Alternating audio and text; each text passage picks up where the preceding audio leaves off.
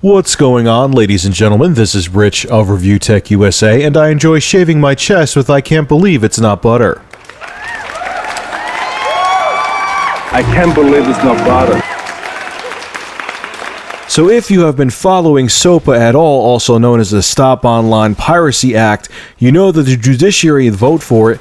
The judiciary vote for it was postponed until Wednesday, December 21st. Now, it was supposed to wait till after the holidays, but of course, Lamar Smith wants to get the bill voted on as fast as possible because the MPAA and RIAA have him at financial gunpoint. They have lobbied hard for this bill and have given him a ton of money. That's why he's so adamant about getting it passed. The funniest thing to me about this whole thing is all the conspiracy theories that are coming up is that this is the Illuminati, they want to censor us, they want us to not be able to communicate with each other, oh my god, we're all going to have to wear tinfoil hats to get rid of the radio brainwaves that are going to control us. Yeah, you all need to get off the Alex Jones sauce, because this has been going on forever, and I have proof. Let's start with VHS and VCRs. When the video cassette recorder came out, the MPAA was in a frenzy. They did whatever they could to try to block the video cassette recorder, the VCR, from coming to the market. In 1982, the president of the MPAA, Jack Valenti, said to Congress,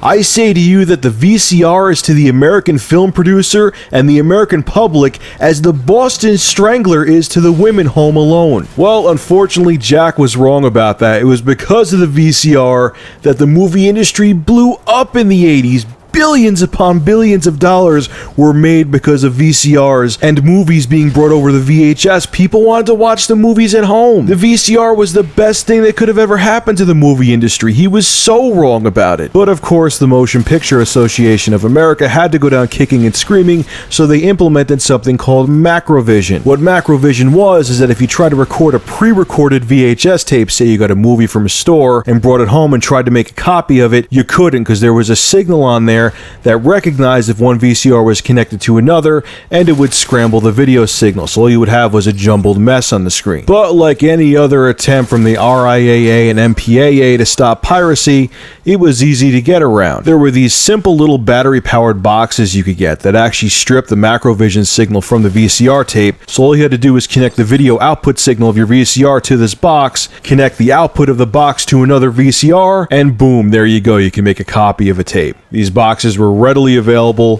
affordable, and it totally debunked the whole concept of Macrovision. Way to go, MPAA! Now let's go back in history and talk about how the Recording Industry Association of America tried to squash a format because they feared piracy. That format was one that was created by Sony, and that was called DAT, which stood for Digital Audio Tape. What made the RIAA freak out about DAT is that it was a lossless digital recording format, meaning that it wasn't analog and there was no compression involved. So say you recorded one of your favorite CDs over to DAT, you could take that DAT tape and record it over and over again, and it will maintain the same audio integrity as the original master CD. It will never lose quality. And this made the music industry go insane. They threatened to sue any manufacturer that tried to bring DAT recorders into the country, and they wanted nothing to do with the digital audio tape format until Sony and Philips came out with the serial copy management system. SCMS copy protection looks for bits written in the subcode data in a digital link. There are 3 states of these bits: copy allowed 00, copy once 10,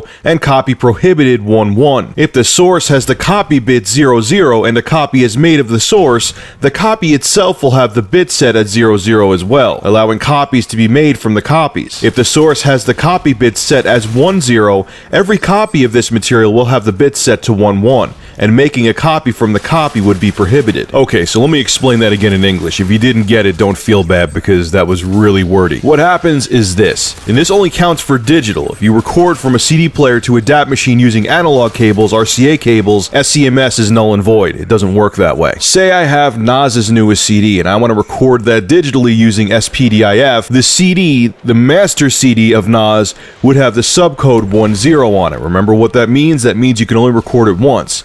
Once I recorded it digitally over to the DAT tape, that would have the code on it 1-1. So say I try to go from that DAT tape to another DAT tape digitally, it wouldn't let me record it. It would actually say copy prohibited. I'd actually dealt with this before with SCMS. The screen would flash, would not let you record the tape. The whole thing that boggled my mind with the RIAA and SCMS, how bad they wanted SCMS implemented into DAT, is that you could just use the analog record inputs on a DAT machine and go from a CD player to the DAT machine analog, and there was no SCMS. There was no serial copy management system with that. So all you had to do was spend an extra 3 minutes to make sure you got the recording levels right, and it would sound virtually just as good as if you recorded the CD to the DAT digitally. And because you recorded the original DAT tape from the master analog and there was no SCMS, the code on the DAT tape would be 00. So you could daisy chain DAT machines together using SPDIF or digital coaxial and make 20 copies of that one DAT tape, and there wouldn't be any loss in quality, because remember, DAT does not compress the audio. So SCMS was a complete waste of time. There was no reason to do it, just like Macrovision with the VCR tapes. It was pointless. It just made a couple suits sleep better at night. It was ridiculous. It made me so angry. And then last but not least is the Recording Industry Association of America's lawsuit against Diamond for the Rio multimedia players back in 1998. The Recording Industry Association of America filed an application for a temporary restraining order to prevent the sale of the Rio player in the Central District Court of California, claiming the player violated the 1992 Audio Home Recording Act. Judge Andrea Collins issued the temporary order on October 16, 1998, but required the RIAA to post a $500,000 bond that would be used to compensate Diamond for damages incurred in the delay. Diamond then announced that it would temporarily delay the shipment of the Rio. On October 26, 1998, Judge Collins denied the RIAA's application.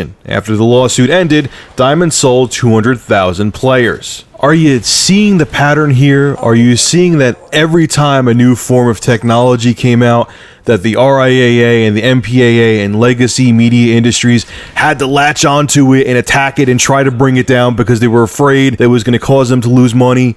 It's just a pattern over and over again. And now the internet to the legacy media industries is like the new DAT player. It's like the new VCR. They don't understand it. They can't wrap their mind around it. So they have to attack it because they're afraid of losing money from it. Look, again, I'll end this video with this.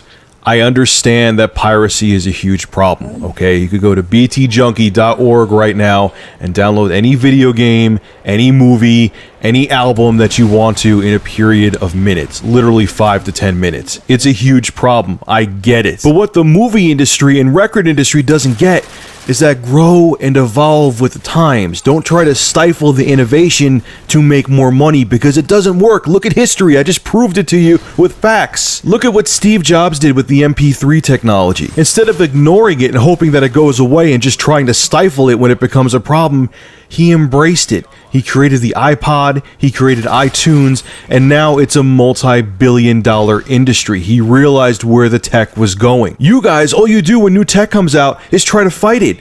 And it never works. It always fails. The new technology, the evolution of technology always prevails. And you don't get it because all you see is numbers and all you see is money. I agree that new laws need to be made that crack down on piracy more, but to try to put a blanket over the whole internet is not going to do anything. And people are going to find ways around it, and piracy is still not going to go away. I hate to break it to you. Anyway, ladies and gentlemen, I hope you enjoyed my little history lesson I gave you on the stupidity of the recording and movie industries. And if you have any questions, write them in the comment section below. Make sure to rate, comment, favorite, and subscribe. And as always, thank you for supporting Review Tech USA. Thank you for watching.